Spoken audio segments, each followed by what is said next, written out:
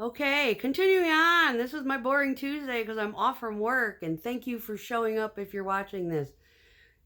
Listen closely because I have a tendency to branch a little. But I was just looking at a response to one of my comments on um, a content creator who is absolutely wonderful, and I think it's stronger than before, and she discusses in depth um, quite extensively, and I think she went through therapy and then became a therapist in order to help people like me and others out there who have dealt with abusive relationships, whether it be narcissism or just someone who is just a straight up overall asshole, right?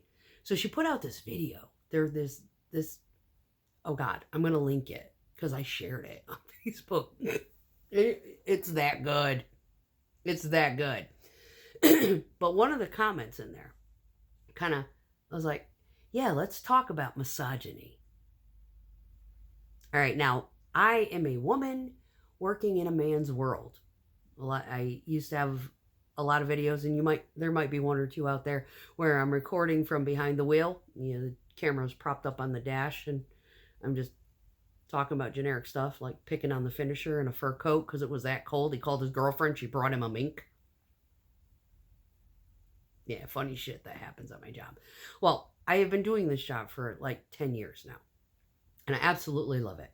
But one of the biggest problems that I had when I initially started was being judged by this overpopulated male occupation.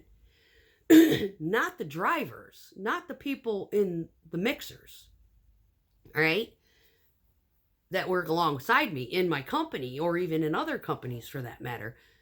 It's the finishers. It was the finishers that were judgmental most of the time. And it wasn't all of them. It was just the random select few. So, I never got in trouble for this stuff, but this is stuff that I have said in defense. And there's been a few times that I've had to say some shit in defense of some of the males because misogynistic wasn't generically, it's technically against women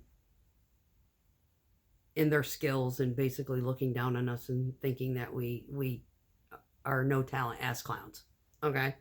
But at the same time, there's, the trust factor toward any of the operators for that matter, from the finishers side of things, where they would, just be ugly to even the males, just attitude, say things that were kind of rude, not look at the whole scenario and, blame the finisher for, shit not going their way.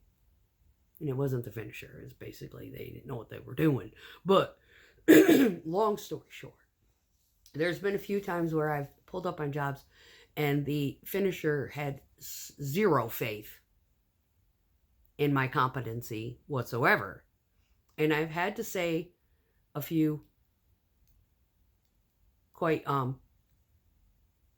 off-color comments, but not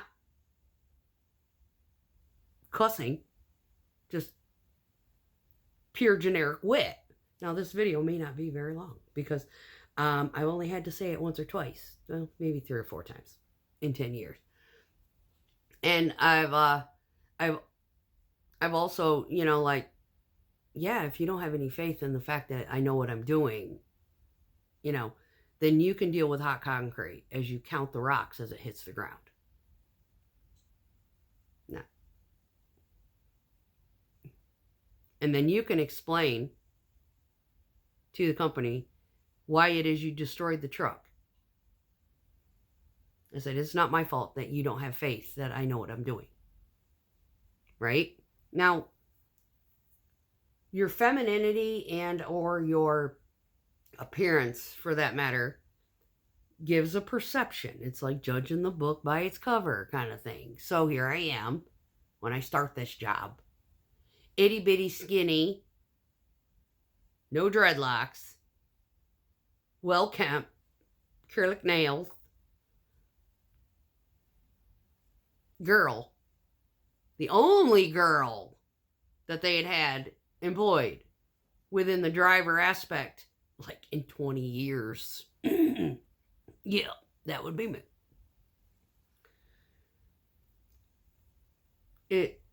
The one guy that I worked with actually used to call me Queenie. I'm not joking. Yeah, he's like, you're a queen. I was like, that was not the label I was looking for. But anyway, there was, once upon a time, band camp, an individual had, said something to me. And of course, I get a lot of this smartassery and vulgar shit from the experiences and or conversations and or interactions with being in a combat arms element.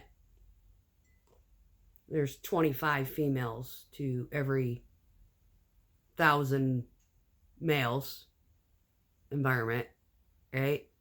So you hear them, okay?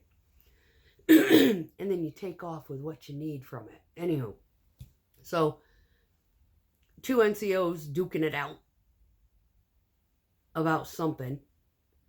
And he's like, I am not getting in a dick measuring contest with you.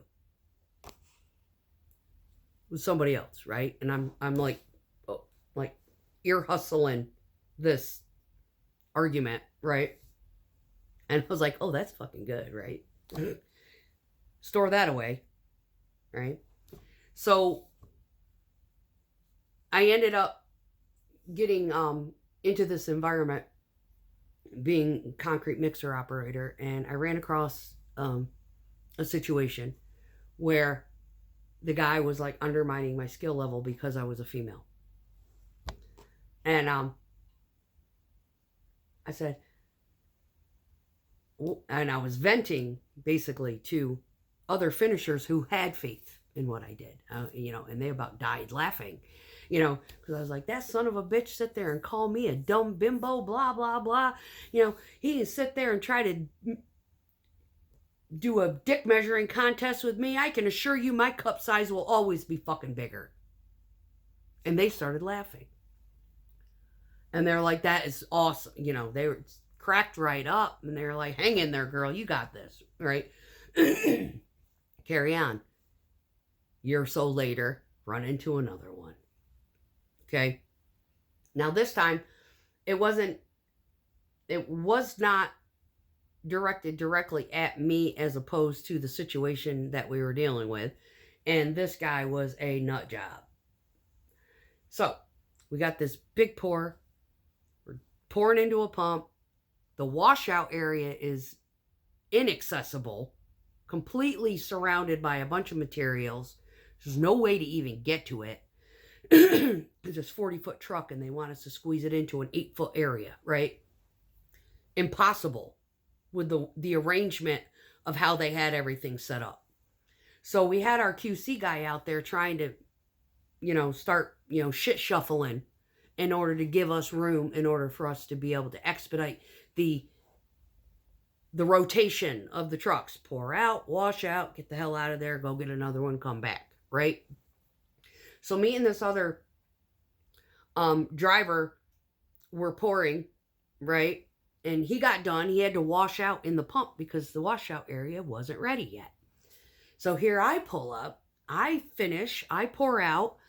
Their washouts, I kind of radioed our QC guy, is it ready yet? And he's like, no, go ahead and do what dude did. I was like, okay. So I get up there and I'm spraying down real light like the guy before me did, the first truck on the job. I'm spraying down real light. And this guy, out of nowhere, comes flying up. You can't fucking do that. And I said, you let the last guy do it, and you didn't say a fucking word. What? My breasts offend you? And my QC guy about shit himself, laughing at the pure fact that when I said that, this man stiffened up and was in shock that I threw it in his face. that it was not only discriminating, but irrational at that. So off he went. I finished doing what I needed to do. I returned. As I passed by our QC, he said, that was fucking epic. That, I know. He goes, I can't even look at you now without laughing because that shit was so funny. He goes, you fucking scared the shit out of him. Anywho, moving on. So, the dick measuring contest comment. I've had to say it, I don't know, probably 3 or 4 times throughout the course of the 10-year period because someone would say something screwed up. And I'd be like, you know what? I really don't care what you have in your pants. I just know my cup size is always going to be bigger. And they just stand there and like, ooh, and they just walk off. I've thrown the breasts offend you remark. Now, actually, I got that from an alternative lifestyle friend that I used to work with back in Florida. Yes. Because someone gave her shit about something one day. She was like, what? My breasts offend you? I was like, that's fucking beautiful. I'm keeping that one. I'm keeping that one for a rainy day. Anywho, so yes, I have used it in this job. So that is all I've got. The misogyny kind of crap we deal with on a regular, especially if you're a female working in this type of occupation. And it is a lot of there, and depending on where you're located in the world, will kind of strictly determine how the sociological mindset is for or against women in this atmosphere. Now, I am a barehead mechanic. There's many times where the men that I work with are like totally confused. I've come up and been like, yeah, you got an airline up on your hopper. It's pissing air. If you're losing pressure, just here. And I'll give them a hair tie because I have them hanging off of my signal lever in my truck. You bend that bitch over and tighten it down. If you don't have zip ties and stuff, it stops the leak. So you don't lose air pressure. So you can keep going.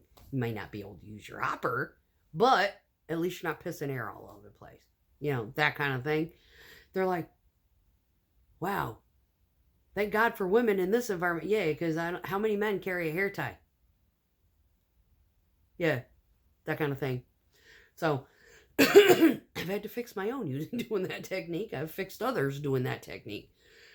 Now I have some, I keep a bag in there and I've got zip ties and, stuff. But yeah, in a pinch, yeah, hair ties work great.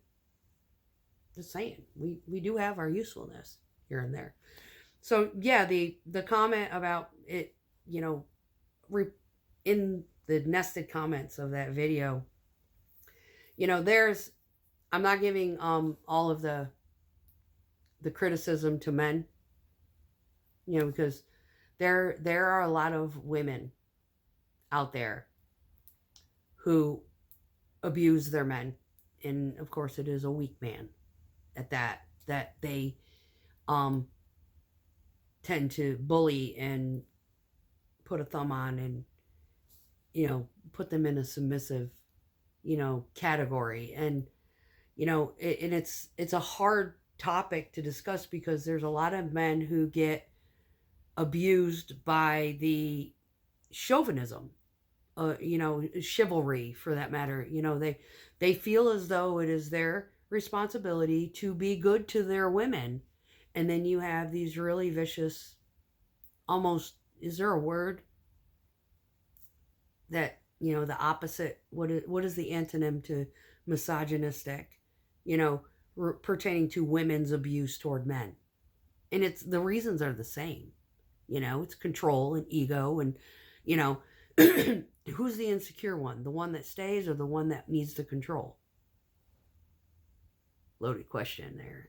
So, something to kind of think about if you're in one of these kind of crazy relationships and you're dealing with someone like that. It's kind of like, are they trying to compensate for something, or are they just assholes? Who knows? But that misogynistic kind of environment, that is not new to me. And if you're going to be having an occupation, that is predominantly, populated by the opposite sex or the stronger, this is a man's world, right? You have to break away from that femininity in order to protect yourself in some instances, and or get the leg up in regard to something that is, a little bit, unwarranted attitude toward you. So there's lessons to be learned, and I didn't learn them all at once. I had to struggle. I had to be mislabeled as incompetent and then prove to them otherwise. So our efforts in this type of environment, it takes more for us to prove ourselves. Men have an opinion, and yeah, they're entitled to it, thinking that we don't know what we're doing. And then, for instance, we were at one job, and one of my friends had actually come up to me and said to me, yeah, I was just out there, and one of the guys is like, man, these girls are pouring better than the guys. And the other guys is like, yeah, because they care.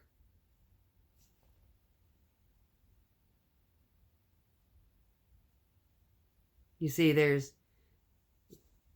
mull that over. Yeah, we care what kind of quality work we put out because we are being judged by it. The men don't get judged. Well, now they do. There's a lot of... I've heard a lot of the contractors be like, that man sucked. You are so much better. I've heard that a lot. And I've heard it. It's like, man, that guy, he can pour, but the one that was before him, holy shit. He goes, yeah, you two, come back. We'll get this done in record time. That kind of thing. We've gotten those type of compliments. But on the flip side of the coin, we've gotten unwarranted criticism just because the finisher was technically more incompetent than the drivers that were assigned to do his work for him. And it didn't matter if it was male or female. So it kind of goes in a big circle, wrap it around your head a little bit.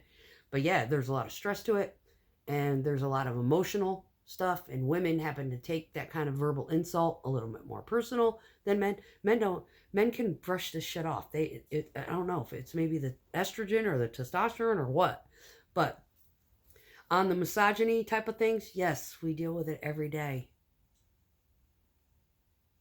Sometimes it's pretty cruel. Sometimes it's just, I like to prove them wrong. And if I can't prove them wrong, then I put them in their place with quick sarcasm and dry humor. So, take care. This is a short one.